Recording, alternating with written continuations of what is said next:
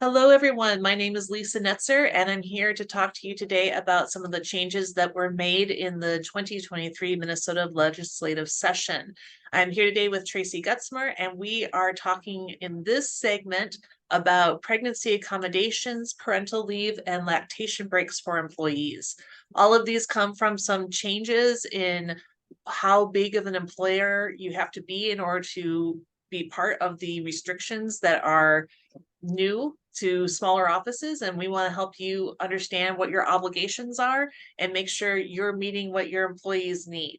And so I'll let Tracey introduce herself. Hi, everyone. My name's Tracey Gutzmer. I work with the Dental Consulting Company. Dental Consulting Company, we focus on all things dental related to consulting. So we focus on front office pieces. We focus on hygiene pieces, as well as the doctor-assistant relationship and maximizing scheduling and production as well.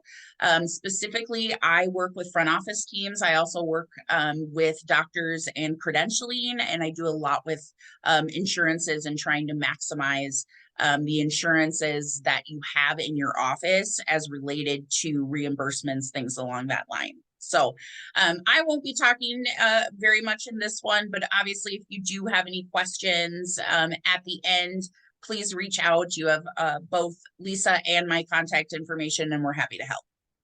And with that, I'll let Lisa get rolling.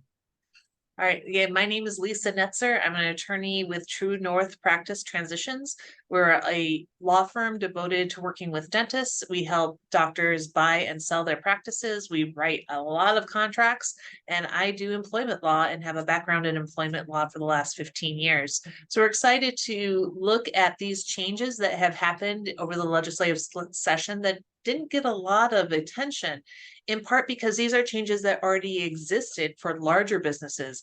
But for smaller businesses, these might be new requirements to you. So let's get into what has changed.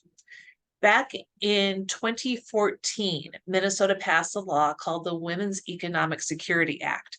But that act didn't apply to most small employers. In fact, it applied generally to employers with 21 or more employees or 15 or more employees. But this legislative session, the legislature went back and they changed and removed all of those requirements. So anyone with an employee must comply with these law provisions now. One of the biggest ones is that all employers must provide 12 weeks of unpaid leave to their employees for maternity or paternity leave. So this applies whether you have a full-time person, a part-time person, seasonal or temporary. I take back seasonal. I don't think seasonal is listed in there, but everybody else, they all are eligible for 12 weeks of unpaid leave. People do not have to take that much leave, but you have to allow people to take at least that much leave for that period of time. And this is effective right now. It became effective July 1.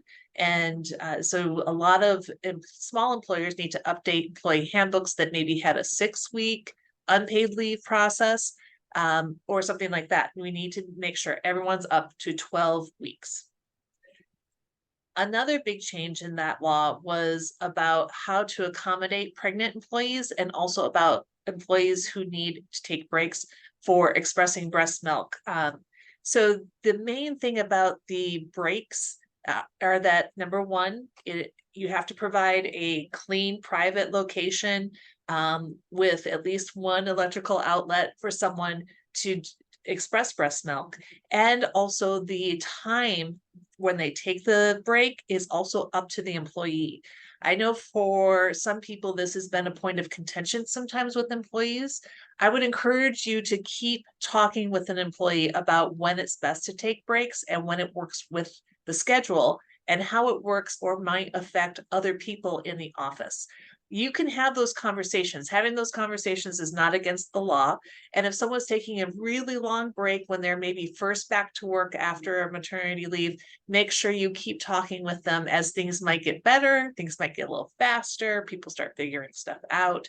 And also, there are huge jumps in technology around this area. So don't be afraid to talk to people about what you can do to help them be more effective of getting the break done and getting back to work. It is not illegal to talk to someone about how long or what they're doing during their break. The other major change is that you must accommodate people who are pregnant in your office. At a lot of dental offices, this is not a big deal. You can have limits on not lifting more than 20 pounds, access to water, and taking additional time for breaks as needed to get to the bathroom.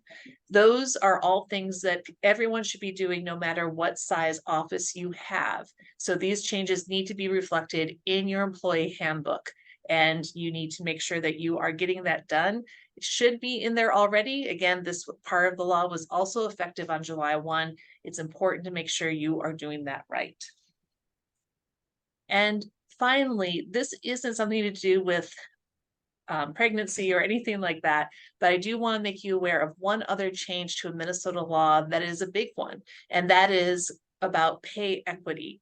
The Minnesota Human Rights Act was amended to forbid new employers from asking potential people they're hiring about how much money they made in their previous office. You cannot ask the question, how much money did you make?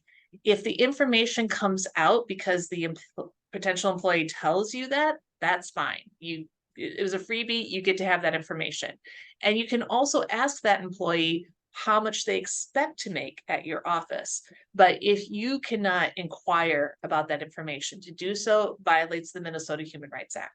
So when you're doing hiring over the next few years, get it in your mind that that is one question you can no longer ask potential employees. And again, we are here to help you with questions you have about your employees or about employment law. Both Tracey and my information is here, and we look forward to hearing from you. Thank you so much for joining us today.